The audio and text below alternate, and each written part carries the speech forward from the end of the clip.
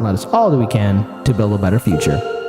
Okay, so this is a very silly, stupid, but interesting story on Ilhan Omar fighting with Stacey Abrams over Major League Baseball leaving because of the Jim Crow voting laws that are being put up in Georgia.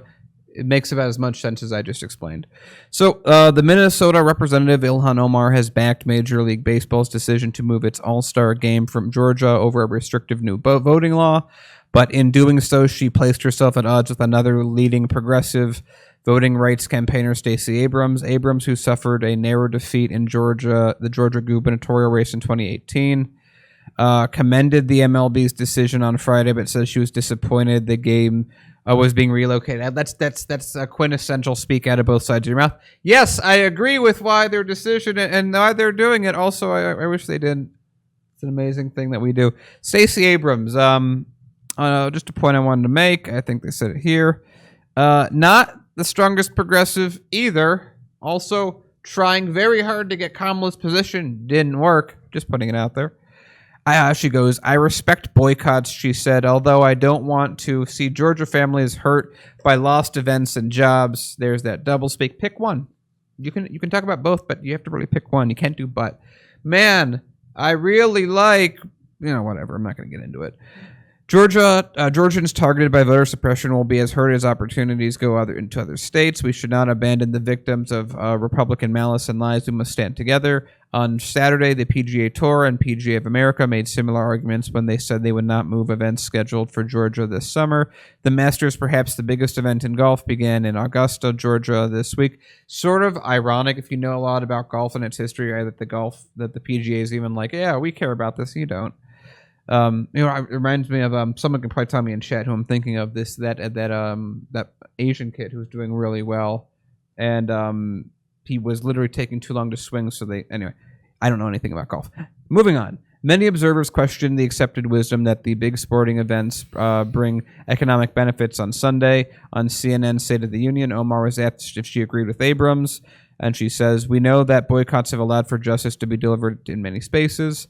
The civil rights movement was rooted in boycotts. We know that apartheid ended in South Africa because of boycotts. And so it is that there is our hope that this boycott will result in changes in the law, because we understand that when you restrict people's ability to vote, you create a democracy that isn't fully functioning for all of us. And if we are to continue to be the beacon of hope for all democracies around the world, we must stand our ground. Conservatives have protested the MLB decision to take the All-Star game away from Georgia. That's funny.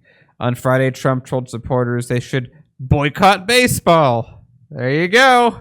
In return, among many other measures, Georgia law applies restrictions to early and mail-in voting, measures likely to affect minority participation. So this is a stupid thing. This is really let's be real what this is.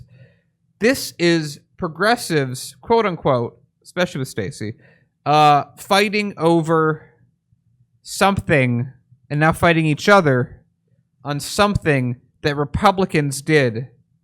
That's really weird. That's really weird if you think about it. Republicans pass basically Jim Crow voting, restrict things so that a certain group of minority people can't vote, and Democrats are the ones fighting over it. Amazing system. Good job, Democrats. You get a can of SpaghettiOs. Again, the Democrats, every day. And look, I want to be proven wrong. I truly do. But the way 2021 is playing out, it's the pathway to failure for the Democrats in the 2022 midterm election cycle. Now, look, there is a scenario or possibility where they still have some good faith supporters that still help the Democrats either retain their slim majority or they might get more seats. Who knows how 2022 is going to play out? But the Republican establishment has a lot of political ammunition to use against the Democrats. And all this infighting that we're seeing and the lackluster action from the Democrats, now that they have the majority, it's quite clear that we're going to see a repeat in what we saw in 2010 was the Tea Party Republicans, potentially. Now, it doesn't have to be this way. AOC and those 15 progressives that were on the Force the Vote petition, they are a powerful voting bloc. They can fight for $15. Dare I say, I'm done. I'm done with $15. $25. $25 minimum wage I can also increase. throw out numbers. Why not? 30. Better. Do I hear 40?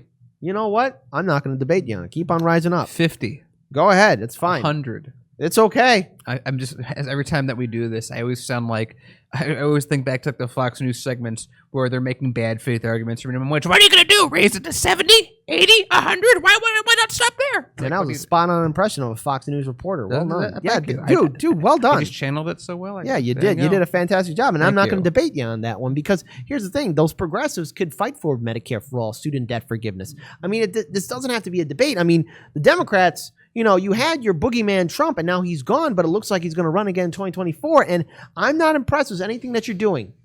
So as a final note for this story, Democrats, you're squandering a lot of opportunity, a lot of political good faith. And again, I'm going to vote third party in the midterms.